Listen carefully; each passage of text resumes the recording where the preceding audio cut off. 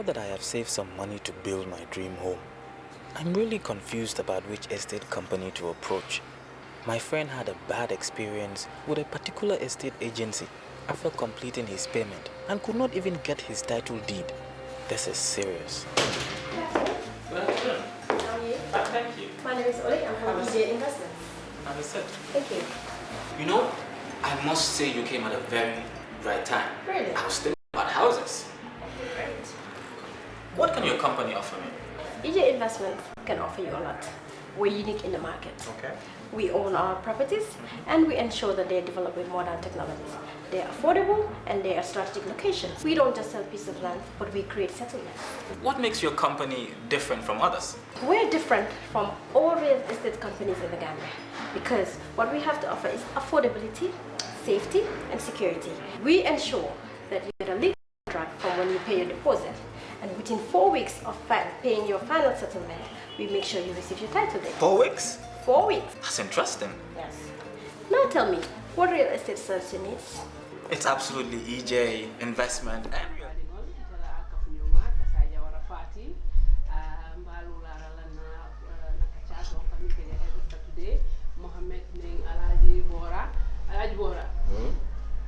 Mohamed. Namu.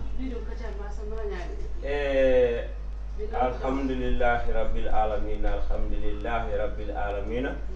Alhamdulillahi rabbil alamin. For me man so tontu la fo danya sabakai. Nga annabi tontu nga jay nga nani baba fana lawo ka nga moto mo abela oka. Bawo Allah Taala ko nga tontu ko kula bo ko karas aba nemo aba sendi kese jindila nyala da ba kafra. Ya tontu ko ku ka ko la fa. Nkono be nyami bi nga supa kanyama fo mfata.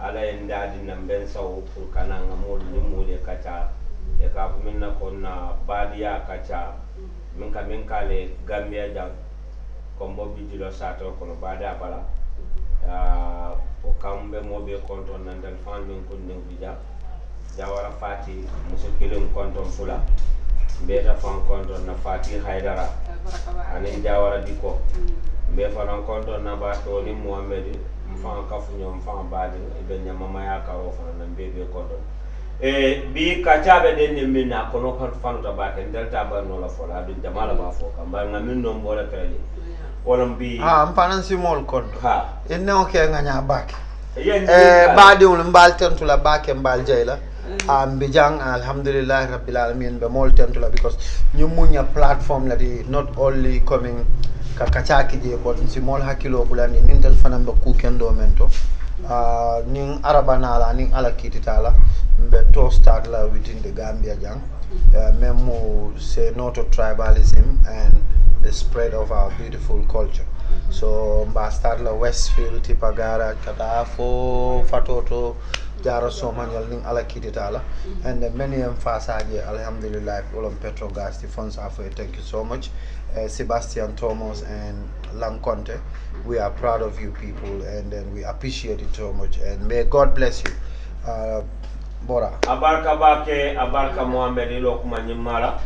Hani bi doron Muhammad la ka kumo 5 years doron. Ning arbana la nadia ta man satellite be to kuma sela. Wala mnyindi ko man son si fatam fan sola. Tubabol ko se no to tribalism.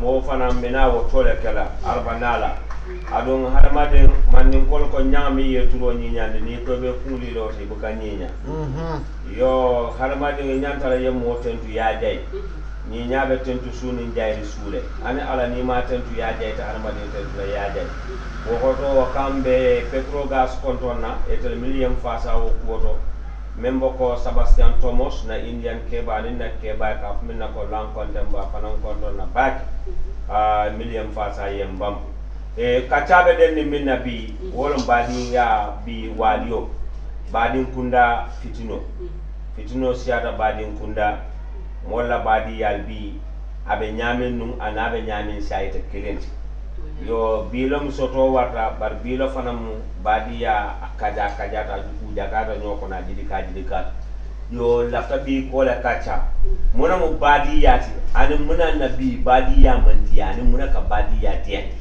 bi wala be kacha musu kilon konton fula wala bi je ani wolom toñati bayri mbora ñinin karo bota tela da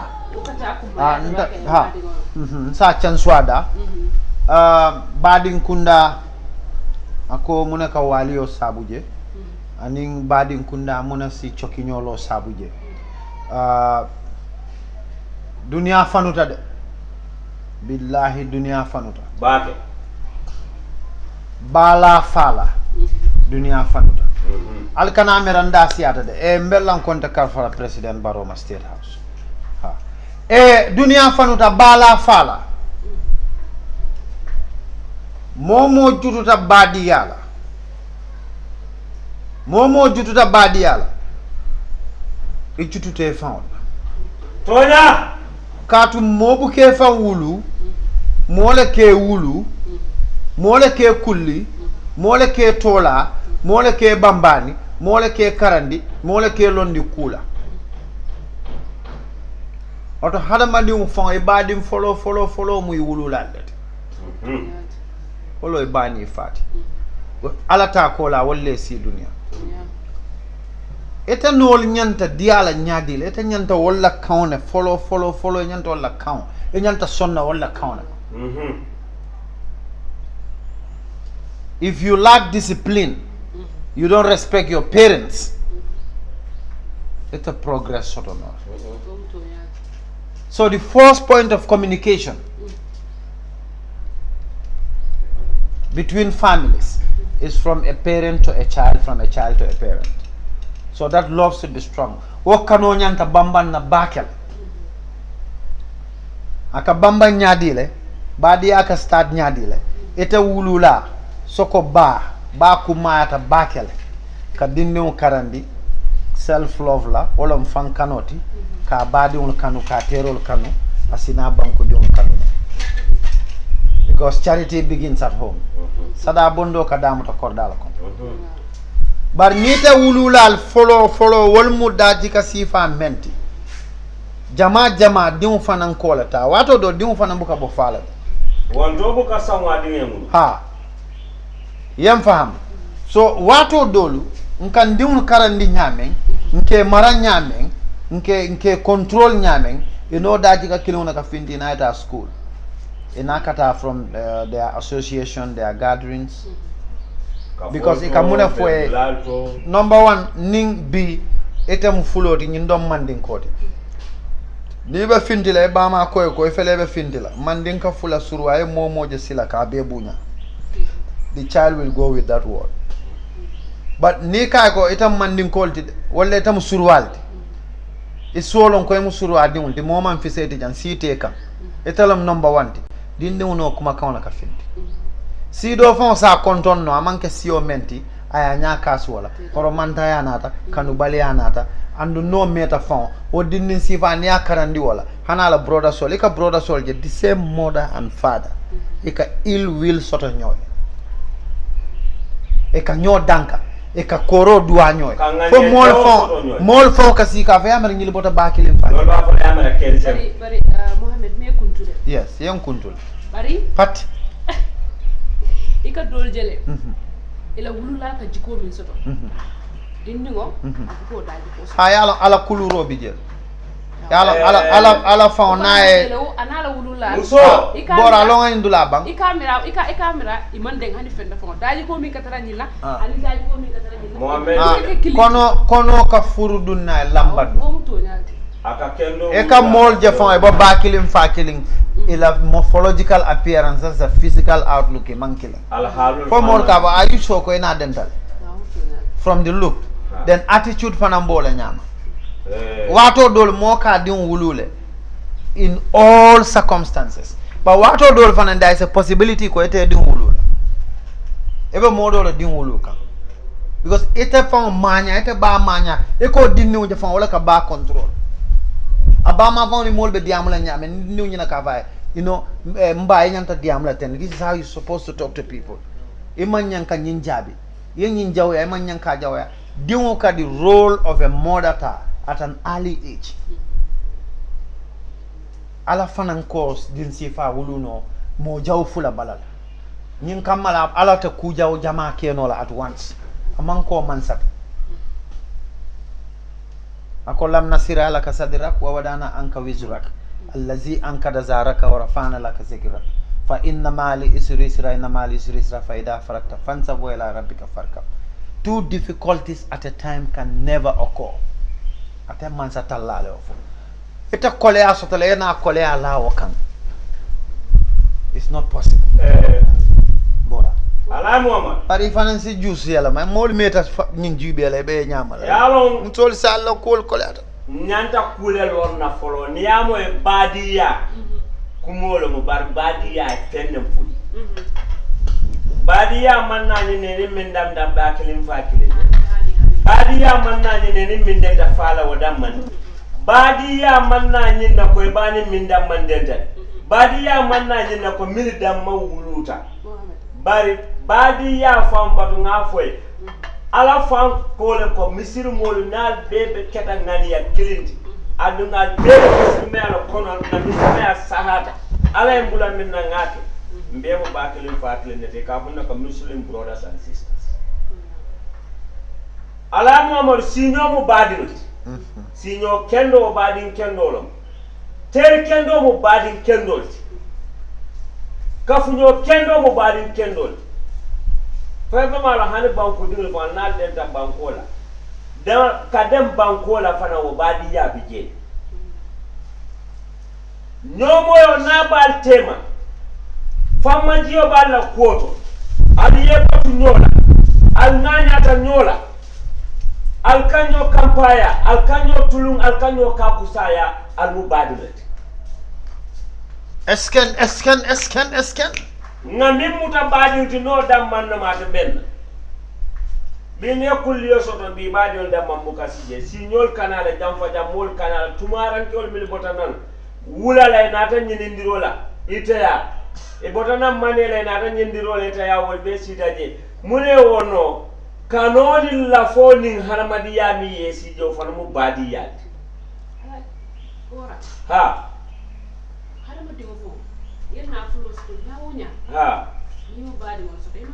No yala mbe kuma kelim fole. Na fulo badiya la karola ngotu je. Mkanele doro ye dula ma mbina je. So ye na fulo je. Nun tomolu na fulo man soto bake na alfa folol. Bar wolle nyomo bi dina million na fulo soto. Maron fo kan na ko momo. Ado me faya city faye. Era moto bol ndi fayo be kere bare nene amo jumale ya fambade. Oto na fulo jenke bije. Bari ko na fulo min fo bi wole badi ya tinya. Afemba. Be pare e ka bakilum fa kilo je ka ke kadwila fulati. E ka ke sate fulati, e ka ke banku fulati. E ka ke dunia fulati. Molu be kuma kirim fola molye. Nyimbita wulula laka. Dia nya wafiro ka kele bare dia nya dingu ka wulu. E ka musoja la dingu wulu akono kono.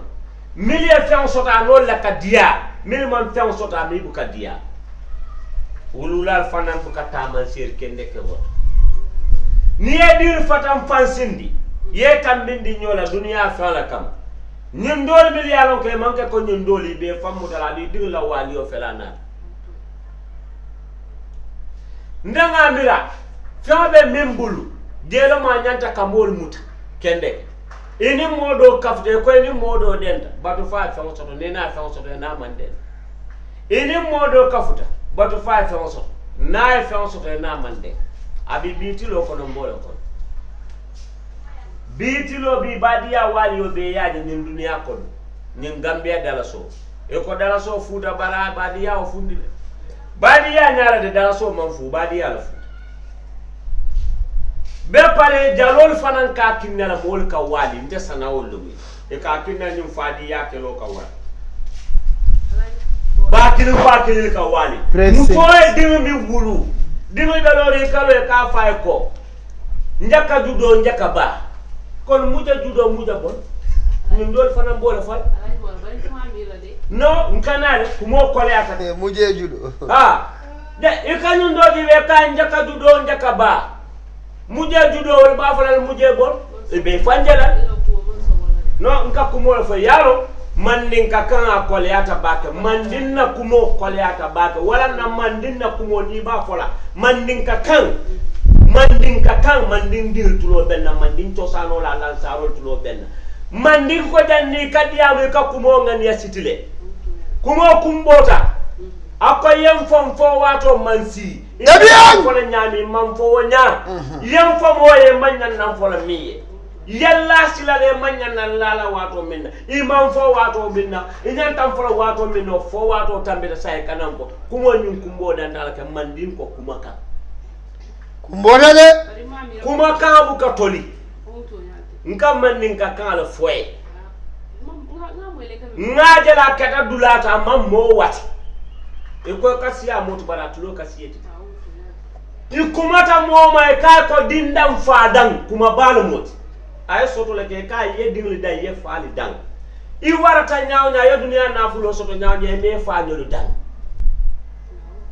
ni aje bi moli yelo alata kola wo faale akina moli yelo iko mo ye fa dingli dang ye ba dingli dang ye faal faal dang mol be siring mol man kanyande ndoko jalol mun sanawti bar yo kumo bondige bang njaka judo njaka ba muje judo muja bon nyil bolo fal e fololo wulute e fololo batara kuma kole mbal mu nyaaji be mandi sa ni ndol botami nkana fole wo fana ka problème onati la ka fitino onati bora la dula la fana fola je mbatu nge kumo na kumo chance badi ya famuna akina badi ya be walila lafta ka je la foy mol man sabali biya radi muhammad ne mbora ci dem bakilim fakili ngasiyat mbebe banko kanjang nakata karam munta lol ju soto alata ko la nte ay ci fami soto man sa talata ko la nte ay karanga karam ka fan salani kula e ka fo min ha kon ni ndanga siti fani soto nyin na bu ka alata ko la dimba to fo bu ka dajani ela nyin dimba man la fi nyin nga ko mo fay ala na wala muhammad ma ko ay karan bang a scholarship soto mansa kunda ka mindi molla kata karan hajo banta ayo sota la muhammad e firing famin be suwo ko ne ka dok e ka koto nen doko ya ka badi problème onati adun dalla jambi wallahi tallahi badi bi nyaaje min sika bake fion babul fende min buli yo muta tole yamira diyamina oto ba bal fanan nasina ya kinele bi badi yal kolya bal da maliman ben ila kamfa fido be ka sosa dinglo kono ko ne kido soso e ka fo nyoy ko kido la ka sosa e kati bar mo ko sosa e kati e hakilo tinyint wala na mannin kol ko yekeloje dawoda kele kutata kele kotolo sano kuruntu danolo sibu karam koto wulindo ning ala mela mantale be ya mera ko kenyu fana ko ke dole de ka tinne ali am suje le fudu bare diwol ka diale fo any problem mo yi ngamra ko be fana ke le bulo kon ike o man tini nange bora lo ngota manni ha yalo muneo sabu dunia montaga kewle siata e bogum hunna bayre be kewle c'est qu'il ta manque montaga de ben dans la bala buko ke montaga nabe bulu ni me hakiloto aka diwul tinyal diwul ka fa korosla fa ku mata bakel wallahi imam mandinga kundaje nin sutiyo bande ka fo yiri babo to kunol jajjanta wallahi kuma balo wallahi eta fa biriba baluwoto wallahi nyindin newlu eta nyante kulula nyama kumata bakel andum folo alama tulanda bari nyante musunyol la fon folo kulula kuluwo manke nyinde buso ci kamo kay ali pade non li paro fon mantar kuluwo kon nyalo kuluro ay sifa jamala soto balli paro fon manke kuluwo la siloti wallahi diamundirole important dialogue is important ela musol ibe tilinne tema tiliumandia and law fanan it can never be equal But your execution of your functions, you have to be extremely careful. Ni musu fula be. Wallahi. Wallahi. Ye men kanu menti ala le o juso keto kon. Ala le okay. Love is only one.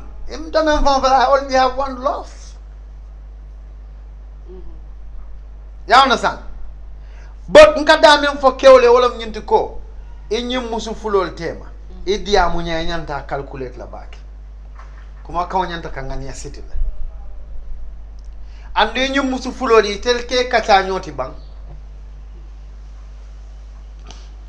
Sanden kaje musol ka vogo ha e ka kejo korda babulo kono musol ka vogo nte man ta stela ke ni be musudo ni be nyini ne be luwa se wala tala ye tinyaro ke kewol fon ka son woma bora kumo tenten Mohamed Moro afelanta kata muso amina ya mbe kuma dandan na fole mandin ko yo julo min ke kale sabalal ke sabawale mala fayna kuma ma badim fay suntu kunte kerinde mo fay suntu kunte kerinde ni yaje mo ke mo me bade mutafendi aya sunte to a deteleto ito ko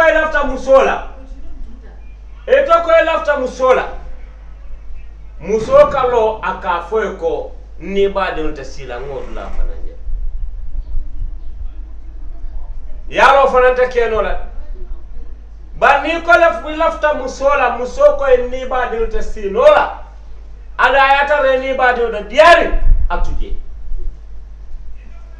kando futuo mu badiya ni ayen kay badiya befo mon bijande tubabol bi ilim tubabol denta ne tuba muso futu bi ina de muso tubabu bari newlo ne muso bonde mali bi ina de muso mali bari newlo fata man kay badiya be fata na da futu wala ka be saba fembadi bari do kay lafta kewle ko nin kew badi ta sila ni o musu sifa na ya adundi so ko kana mi roka ni badi da sila anita sila kanta ya fanki bari yela muso dun danni bañini nawo min ma tanoto wa min man ka tanota ka be fo baraka ta ni tala la fo be dewndi be hawjiri be kumpari ay men fo be son adum kana folo kula mentela ban se o ka man nyinya ko bar kula bambalo afana nyinya tawtile ye folo kula mi ala ta laban nan tamal lafa ha ay wala ko lafta mola ko ni ba ma bijente ta futule adu babu ibadil bari badul fana beje wolle yalo wolle muso ki ala ngan hakkilo tu nyoto badul mbata ngana yalo mbal hanile muso ye ba kuliyata ba kuliyata baki ha bari ngolo muso ba kuliyata bakel kana yalo kutam fanna nani yalo muso ye pare isa ko kilnye ko hay ko wetu mo bindo ha ba yalo wo eta kyole be eta la hakkilo be waral eta sondo mo be fala tubabol ka fina ko machot eta la hakkilo be yiruwal ba ntedente mammo ko telon banna muso hande mbala boyte kam billahi o ngan kalin nin ala nin kilal wallahi ngan kali alal ha nte bolo ndila mbañan han suto ni be lari laran kam ni ya fanya mba fo le mbalo sabari ya munya ba hande mbale to kan ndalo ndela ndebale to tonyin ndangalu ne membe keri ndetan sankala mbafe nten sankala etafe bani ko be dana tambo kela dombe kuyal ba kuliyata bakel dido diminta way bakel dimbaya diminta way bakel akole ata katu ni ko be muso bolondi le bama lumbe silabe bulale bala bulanya daw itamari to kuno la ni mammo ko tan lon bar ntete musu bolondi la mbala amusulandiata keri han musu kulola manan tan kanko non tata ba mu balet ba ko yata ba mu balet ni aje mbeñu fo la mbedi yamu la bi kandu ni nata kuma be kuma to fo bi sa fa hani bora fa ma ja malla bal kan mo buka mo bolondi mbe kuma kilim fo le ya ja hani te bi ala man ni tan kala la ni ngete ne tari ni kebe nyola hani kele boyte kam ba fo le te mbete la doya ha ya la manam futuo koleata bakel e fauna ba nyimbe min kan futuo koleata bakel diwle ni be sapula nyoyo ka fule bo ba futuo mbale futute bo ka fo faade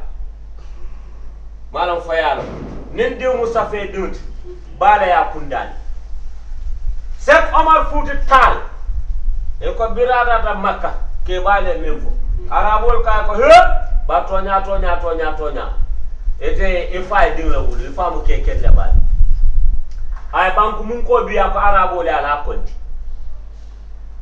arabol ya konti e ma banno aka sinyum banno ba ko ha akoy ko mba wala kende wala jindo muso ka futule yaron dal ngamela min na futuo sidi tandale ko singa duwa no futuo famu ke wulolti berika el fa nyonte ja ko hani wata mfa nyonte banna jal banku mun ko e kata bata banno la ko almanyum banyame mfa nyonte banna je nteba wala man nyonso bora mbe nyambas la wala kinda manne dabe nga ha mba nge nyambas mba ndula futa nyaaje ko mbe nyambas mba nyina la ni manje foto mfana mbe nyina la ngeda ni manje fo mbe nyina la baadi waliyo musu futuru no na korda dol kono korda ka tele baranga muso jele ay ba kilim fa kilil diyan ha barayol diyan tumo min na kena ta kuram basoto kewto to kuram mande kon ka fina ko lomba futu o yolon wala keta muso kata wo muso tiltan no batala ala furuja tiko landi karlulu njang kono wato minna kewdo mandole no fufu aka mune wono ala kende ale wono muso mu hakil tubalti ke jama bije kew kete ten kew tede ten ngafo kumo ko non koy ko ngakke woli jele ka dolo men fo ka boy silo ke la musol ke sike ke kuye la femal ja e be tiri muso dol ke nyol be min nanin sato kono nin ale wañaro kay tilo fintindi suuto tema gambe be kala nyaado nyaal ma bar suturo be tata bakele yetale long do ba folete kano so nyinna tar budu sin bala kullaran kono muna mburu janila wo nyanda wasila kando la ba hanu ma nyota ala ya fo den kilo kon e ko muso ni bita sike muso benna bar kana ke muso lanse to mola badiya ta yakara Muhammad siku mota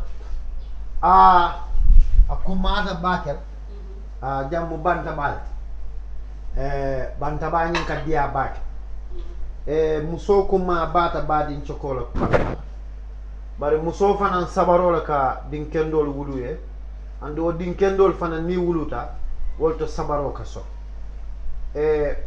mbo fala nyaadile alama ale mbetanka muso siseo muso siseo ni kata muso siseo ti do ke ka bate bul bak man sali wono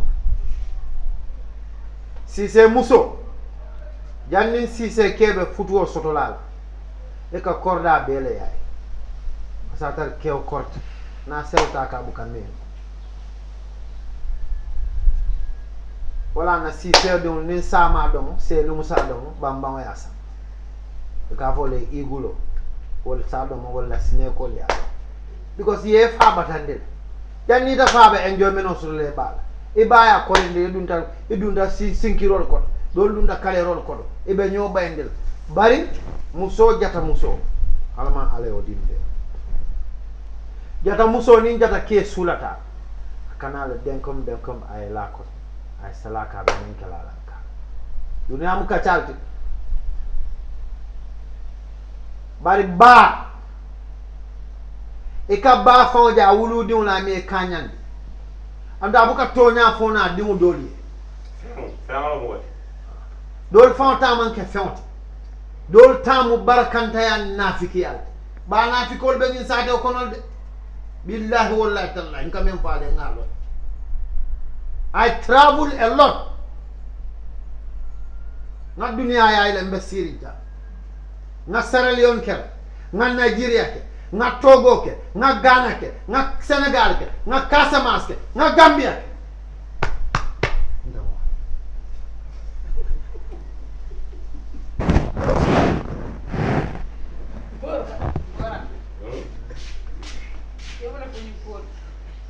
Ntama tale mbatu ngana kumo bang. Tama balola ali de doron sorry please. Kachalom. Non canal doron canal ngana kumo bang. A folo doron yedan dula kelo kumo. Kumo ni oba lume ne be fala. A folo doron yedan dula ke kumo. Kumo no banda lume ne be fala. Muzo ni tama te ka beleje. Hey, telenga musol jele diwul men wulu kono. Sabar. Bora heka don kanale mbaka chala. Ye diwul men wulu kono e ka fay kaboko. Sabar. No, that's the truth. It's not about sabaro. You don't tell many are aware we speak the fact. Mbuga tonya romance. It's the truth. Bora, just allow me to speak my mind, please. You understand? That's how I am. Mburo top to wala nya. Sabar. Nga musol jele ke diwul wulu ye fay kamoko. You understand? Nga musol jele I diwul ye wulu ye count dete ye fa. Bala fa banta word. So no dim furor temo tinya is expected. Nkana lembe kacha. You understand? Dimu be kelementi soma moma long. Ani nga kata nyin dompinte ni wuluta kan dimul dete ke faali nga stop. Bara fana normally mantaro kacha kono bide. Bar lundo mbina woto. Bar kuka relate to kulo. Nka memfo sympathy aka start from motherhood, fatherhood to the children and to the society. Man fe kansa. Nim bali e bala faso de kamusu kendo do jele. Aman din soto. Ala life be ayake adoption on. Ka wandi diun broto. Wo wandi diun lastly fa abukana nyabo no come aman din soto. Yansa, the stigma attached to barrenness at the end of the day abuka feel from. Because she is a mother to so many different children. I fully didn't kula I mandinga didn't kula jola didn't kula I bake a want. They love each other. People from different background, people from different culture, different diversities. You try to make them one. That is the beauty of a good woman. And that is how we create a better society. But nina home soul man better ya, mbadi yata better ya nola, na brotherlyhood cannot exist. Eka brother and sister je ka nyo samba morally ya pur ka nyo dabar ka nyo kasat. Most of it is from the parents. Balle afi anim fal. Anim man. You understand? Because your difference that I inject into your children. So at the end of the day, rat race, Bob Marley government a rat race. They call it inject into your family. Competition is erupt. Mo be ba fala konta kariten dan. Hani examo kono ni nyindo nyindandro nyindon kata sirimbung kono abe tele la nyinda. But if your children can never be equal even when it comes to intelligence. You as a father, you as a parent have to understand that and you have to put that into your children. Ko, ila intelligence man ne barakata nyintide. Along ko ela brother lam ala le brain ke kun kono because ntale ne wulu bat ala le da. Ala le brain ke kun kono anu ala la tina waya ay nyimbali ye make to but nyimdo exam o pass ni a fail ye nyin samba this for this new world lam. Ya samba je dunia ko be ka nyindo ya soron bun kono you are punishing the child. Eka enmity le ta ka dunda kono. Même fa ya fail nyanto le celebrate la. Prove next time he or she can do more.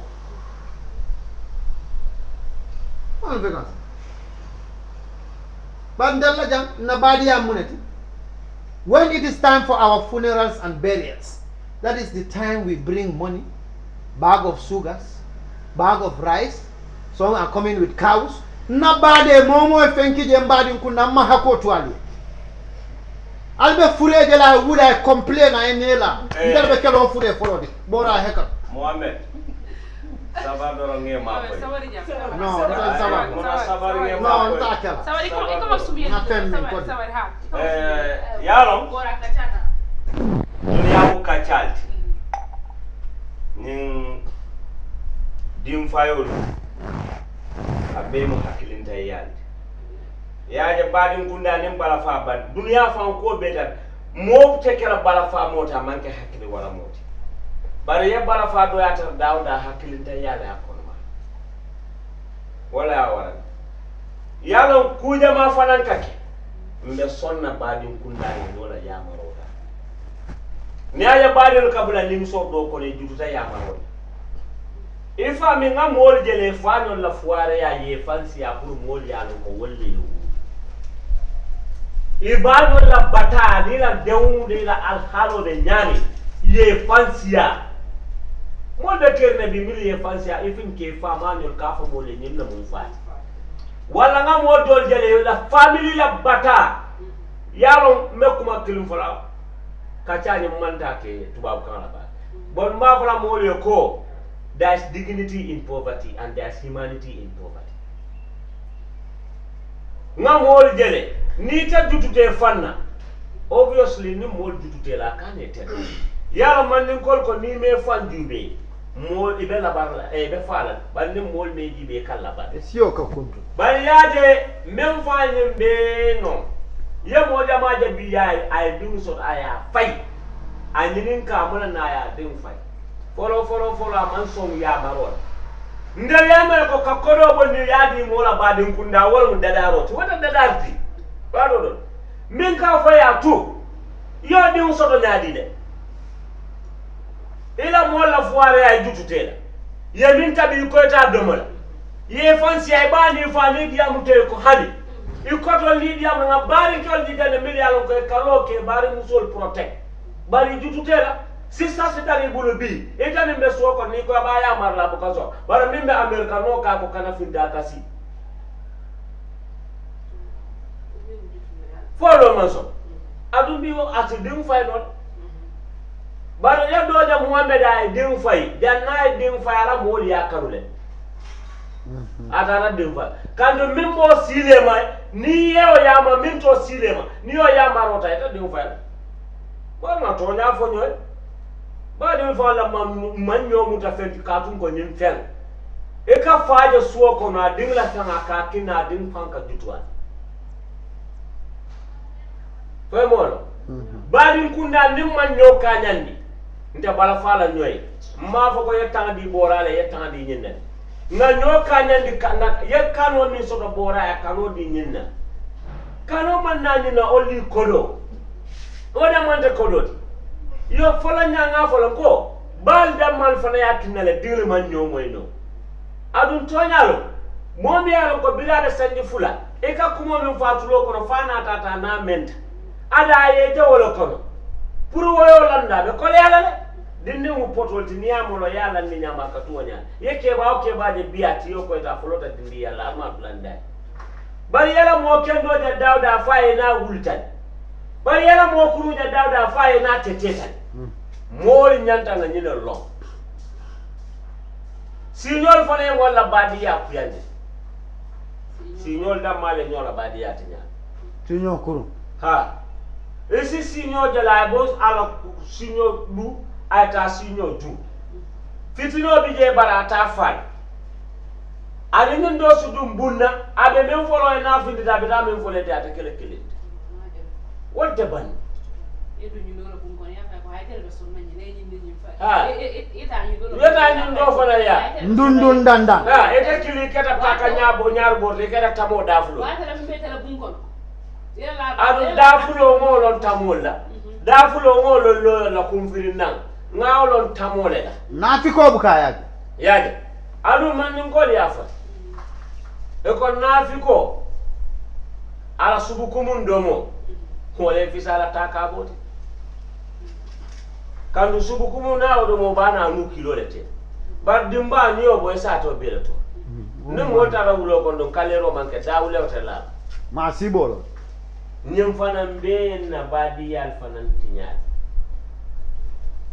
ha sinyoya badi ya aya diandi aya kuyani futu muso badi ya aya diandi aya kuyani hani nyum fadi ya me mol ka me fadi ya manke dawlat barsa man min ko niyamo do fadi ya do kam fo mol malo ko fadi la fa nyanta mutala dina bakinen fakene bora kumar fadi e to manal ta dula dol to ye dol la fadi yaji be wala be nyabo la bakilim fakili ya ta ja hankol ya yata sarakulol ya yela fadi yaji be akadia e kanyo mutanyani e kanyo tete nyami sarakulol ya bukalo mimmine e bukalo isi sina ja ya dinwulu na bondi sunjola lumenna ya tola la muske ba minna manyo wala bo kulula ni sarakulo kordal ni janga kordal ni bebi jang na mari be tamad la lon ka fa digle be tama kan kordal ni suma din chabol ngole tara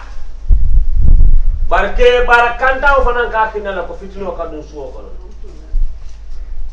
ni debe tubabu du e mu kewti ido ma nyol ni be solo ko dole so ko dole kana ko do jari ndi la muso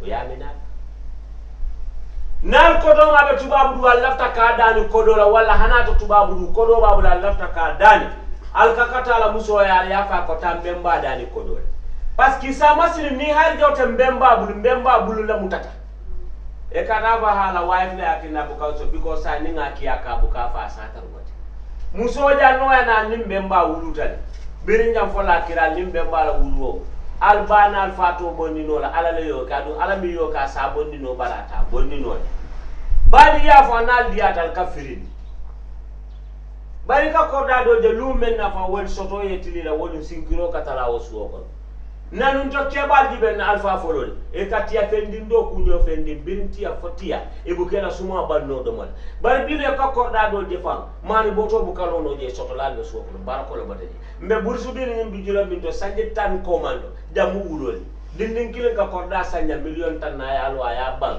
sa to be kam min nyene munu wili tabu ka to da baraji foko ana ba na fa man dia so ka badi fo mo li amerika na fulo so da ni harje fil ngolo badi ya dia dol bi je bir lumen ne ko do so wolu no ye ko di badi la moli ye ko di dol bi je bir ma so te ni mol diata nyim fana be ya sabu ini musu tema membe je ake musoye ala farlolma ala nyantolum a hakola moti yasika yadia bari be bari musu sola ibe ba sola ibe mo sola asika yadi la muso kana long dol fana la kine la muso ni badu la kuya sunde fan ni eter sokodila ya mo sokodila kana fo la muso e hanna ay koton di bunal bule tulo ko na e ku mo bari muso dol be wala ka fe kele fo ni sika yadi ha on ko lo fo e ya ñu ko jibida jata ma fo fenti je ñu ko ba jata fana ma fo fenti koroto bi je muso dol bi jol bete atale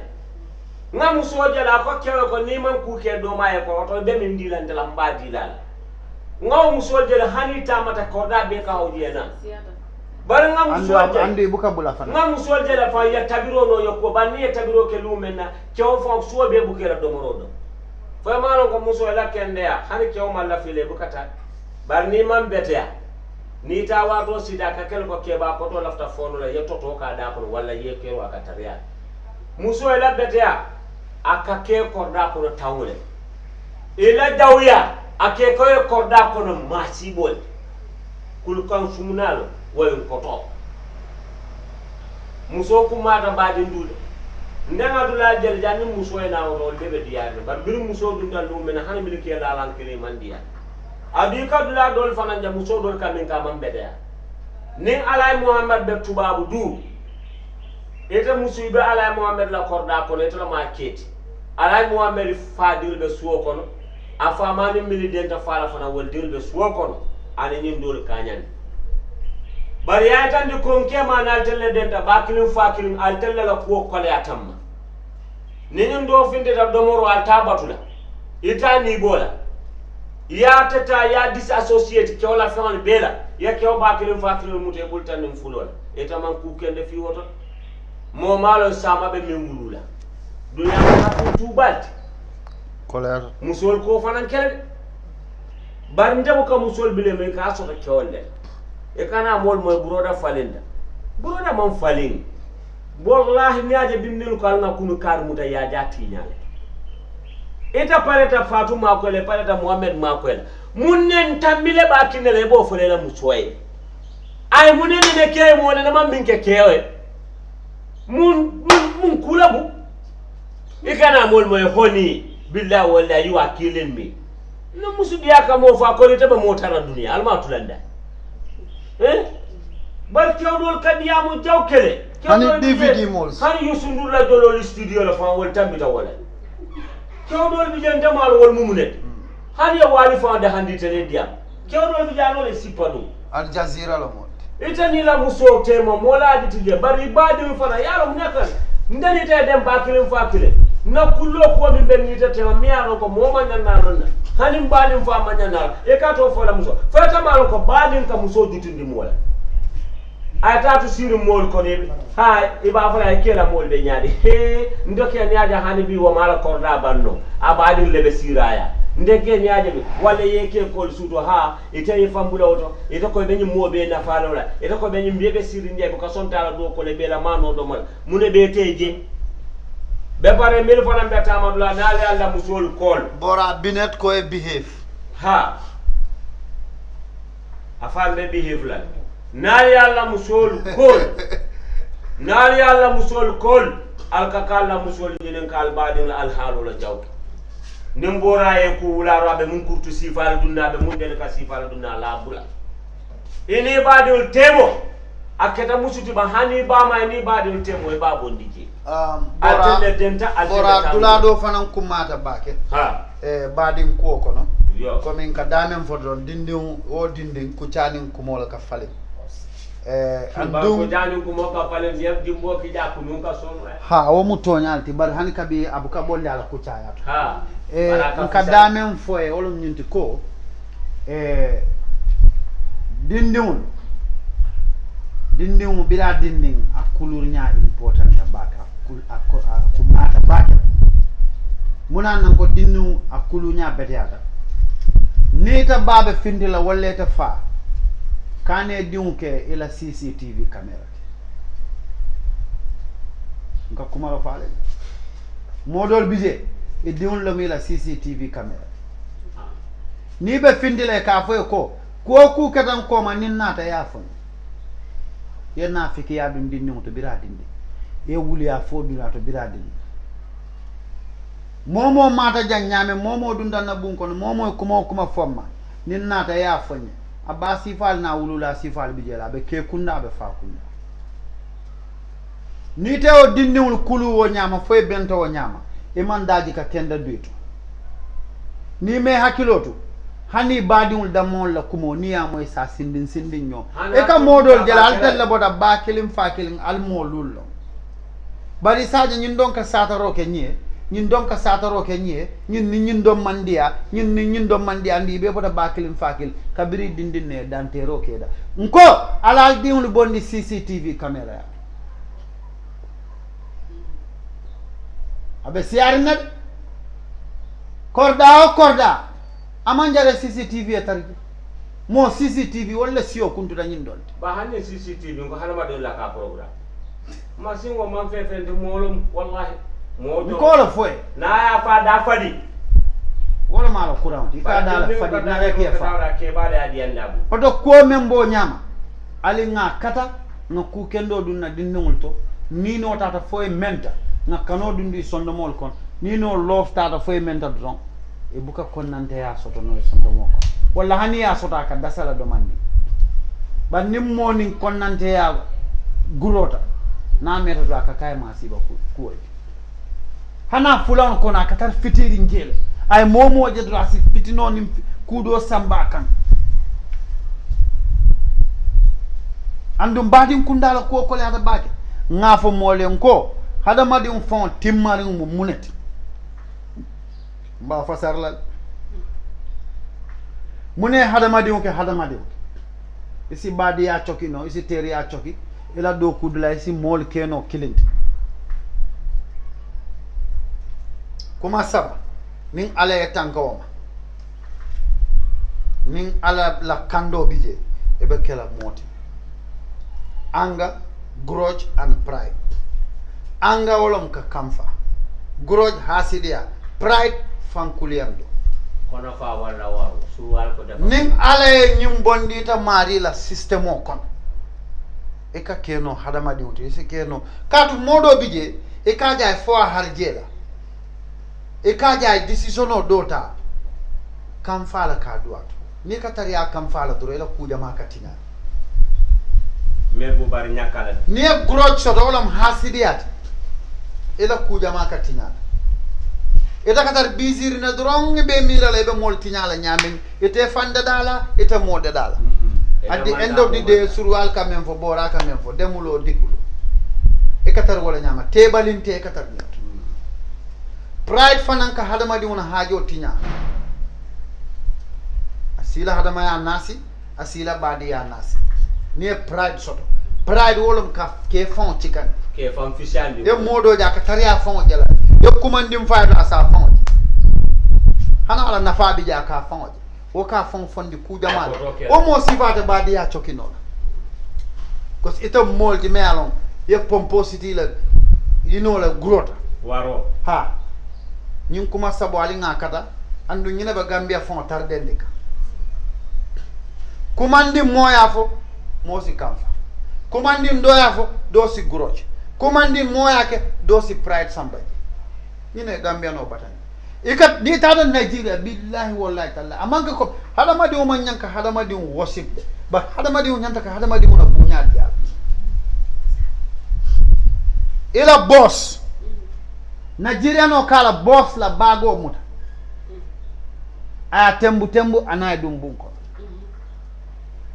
ala boss dinno saki ay borayta bar janni la boss la bago muta ikafu ñol le folo ka fe kari budo mo la matete buku ne ko lo matete ate kay billahi wallahi taala si c'est slave to the boss man fal mala ala ka mol hey nga ñoo danne bar han ala ya president baro kuno anim biye man kili kunun doman barola bago muta biya mutani he is the president adiyate akuyate man salama andi nyanda salute la wala ngala bunya ya ko to tonya but ikantel jelen na mobile phone me kuliya nka dutuila hanin na mor kunda bijel man na momuta fenti man na artist muta fenti man na jali muta fenti abe mu nyin konnante alti and it all starts from home ke bal ka men fodi ni mela mo kuliya mamuta fenti ta ku ke no lay so ko lesu ku ke fay hani badi ni mamuta fenti ta ku no lay yemala na kumo abe is from number 1 day 1 kuludula abe ka start world ba kendo ala nyini aldiwon mo so fana ni be futula ke korosi kana bulu kono abulo kono korosi bare yamara yakuma foja hada madi una character adajiko very important akumata baker al futu kele because nyin kamale sal sambano hormone bunya konole e bala fa sotale bar momo futu da nyim fewe e sili po feon ke do e do aje e bay wala nanko al kel nyinin kel kono men yalon ka fako e respect sotole e sita bama bunya ye diwul bu e ka kedo fon ja ka diwul respect abuka wurno e ka di muso la ke respect e ka modo je hana ala muso fa ma horoma sota aka nani no ka fo konol aka wura kan ka fo konol asa bute ka fo konol ngo kel fanan beje janne ni diwul yolje from that day inola ka wulu ina ka ta diwul ka mera komin ka muso fa bunya na fatala because baba kam ma fa doya wala nan ko everything is whole wadu ho mu kan fa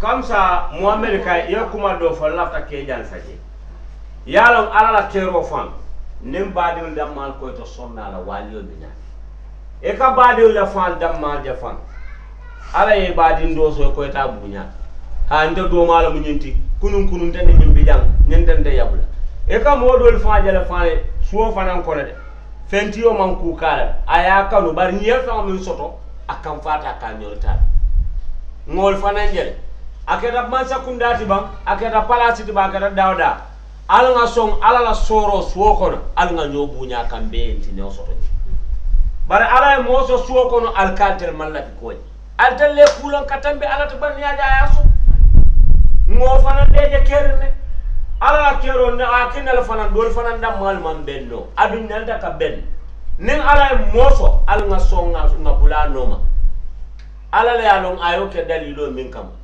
bar ala moso to ko malla fole bita moriya le bita ko kele be fam batan da to min al ya hasidiya ja ala ka mo hadani nin ala fatu so da den dal e ko ta al malla fatu la kayrol ni aji be harma de be den tan be ba adama fatu am bi ni ala ya so bi so ngama al be na faje bari to ko foy fatu le jay fo wala doron e tama so to nyama e tonya wala dol fana ka problème o so dol fana bi da manke million so to kele wali e fansi ya modin ala mamor modo bi je na hasidiya ta fa hani ya so fa la bukadu hani la do mo abukadum hani sada bonda abukadum hasidiya o fana ka so dol adu ninta lafte to eta mal lafintela man te nyaani ni mbetu la jele me bune keno e men tam men mbetu la jele ni hakilo murute bala wato men ala e kanda ni kunno diata nsita ba mo dol fana ko ko le wala na man ni kol ko nyokala kun kono boro mandia ni sawnta dole be sawna dole hana ma de la ko fana safo nyaawnya eta banna bi mo no ko le surtout Gambia be dala ta jannala isi moje na e de ngate nafa atema ko a hani wulte be tamasilo la ka atema ko barni banta folo be sammun ko ki o mo fure hadani algo imam mo ma ka abatan nen fulo asim fulo be sitira be jare kamune ko fure yoto nen fure hadanyo algo ni e kumandi ye dani ko dole ko la hajo le sia yo bira banta wala hajo mansia nyim fanan alnga bondin na ko Muhammad ko min fo ak tonyalo musolu alkewol ali nyala kesen nin ko alkewol nyala kesen ma fo ko do be men bulde billahi wallahi dunya mu daba kutol aka finja kata kara do la fembi ja kata kara do la fenti ye modo ja be sirin asiru murkujuta ko na matolom ala ya so minna min be lora sim fudola ama soto kewol fana alnga ki anyala kesendi nimbe korda kar biata musollum nga korda deja musikel sa la be kewol be wulala barni funa ro korda ko ne bokala ka findi hakke musolla moya ni la beteya bari ka korda jala da be soronde ta camera fenne tija no so ko no mun be taraje musu jawo be sirin je fanu wudo bi awaya of do wo wolum do bi awaya of wulu fula do ko fula la bo kandu wulo mo mol bayda bari muso fana be mol bayda be wu ndaka wala be awaya of double dogs so kuma man dia chalonya nengambula ta kachala ala barka wala kachala mudoro alman babe la bi nyolum fanana hani bi don don tela nomba hani say no sa fanya ko to lipu 781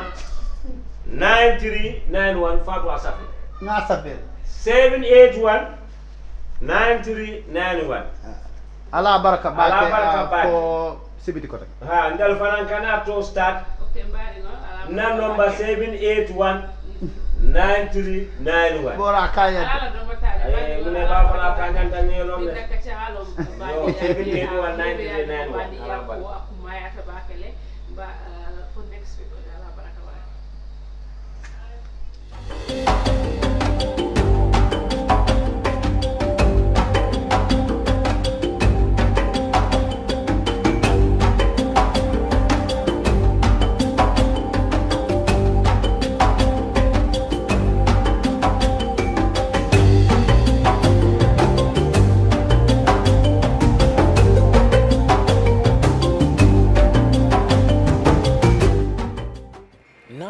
Save some money to build my dream home. I'm really confused about which estate company to approach. My friend had a bad experience with a particular estate agency after completing his payment and could not even get his title deed. This is serious. How are you? Thank you. My name is Oli. I'm from EJ Investments. I'm set. Thank you. You know, I must say you came at a very right time. Really? I was thinking about houses. Right. What can your company offer me? EJ Investments can offer you a lot. We're unique in the market. Okay. We own our properties and we ensure that they're developed with modern technologies. They're affordable and they are strategic locations. We don't just sell pieces of land, but we create settlements. What makes your company different from others? We're different from all real estate companies in the Gambia because what we have to offer is affordability, safety, and security. We ensure that you get a legal contract from when you pay your deposit, and within 4 weeks of paying your final settlement, we make sure you receive your title deed. 4 weeks? 4 weeks. That's interesting. Yes. Now tell me, what real estate service you need? It's absolutely EJ, investment, and real estate agency.